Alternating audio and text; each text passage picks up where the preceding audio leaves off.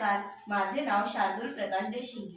मी VK माटे high school चिंचवडमध्ये इयत्ता 7वी ब मध्ये शिकत आहे. मी एक प्रेशर कुकरचा नवीन मॉडेल डेव्हलप केलेला आहे.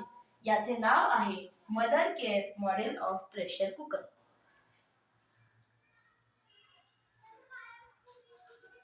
या प्रेशर कुकरला आम्ही मदर केअर मॉडेल का म्हणतो? कारण आई गडबडीच्या वेळेस आई जेव्हा शिट्टी वर करते तेव्हा तिच्या हाताला त्या गरम वाफेमुळे चटका बसू शकतो. या पेपरमध्ये सुद्धा लिहिलेले आहे की forcefully ejection of hot contents led to injuries. तर मग तसे न करता जर या कॉकला चालू केलं आणि त्यामधून जर आपण वाफ बाहेर काढली तर ती वाफ बिना चटका बसता बाहेर निघू शकते. हा जो मॉडेल आहे हा खूप बेसिक स्टेजवर आहे. आम्ही या मॉडेलला मॉडिफाय करणार आहोत. या मॉडेलच्या इकडे आम्ही एक पाईप बसवणार आहोत, ज्यामध्ये जी शिट्टी आहे ती आम्ही इकडे घेणार आहोत. ज्यामुळे ऑटोमॅटिकली जेव्हा वाफ येईल तेव्हा शिट्टी पुढे जाईल. शिट्टी पुढे गेल्यावर जी स्टीम आहे ती इकडून या पाईप मधून जाणार आहे व ती या आईस जॅकेटमध्ये पाण्यामध्ये कन्वर्ट होऊ शकते.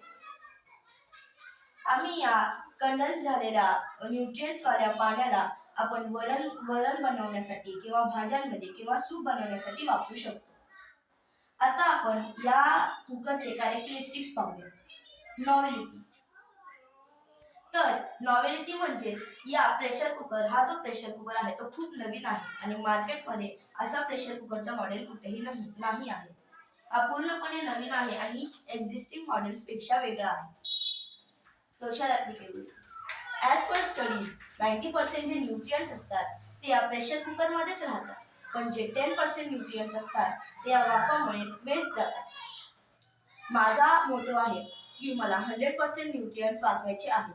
त्यासाठी मी जो मॉडिफिकेशन करणार आहे त्याने आपण ते 10% न्यूट्रिएंट्स देखील वाचवू शकतो. Environment friendly.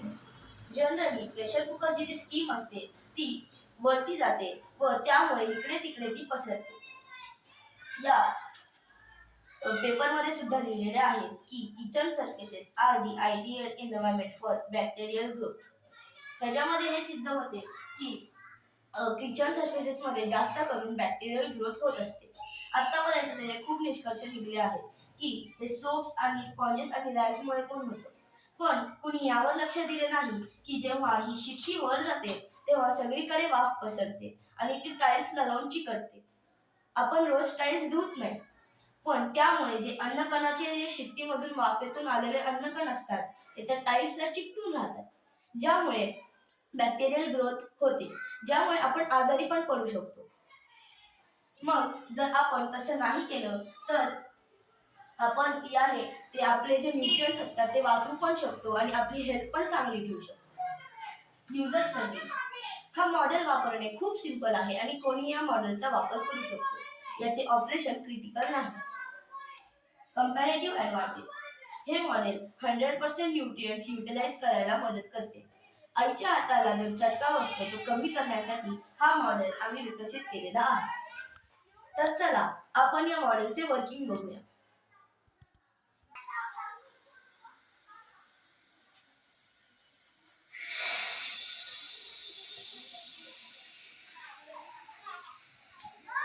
तर अशा प्रकारे हे मॉडेल 100% वर्किंग आहे.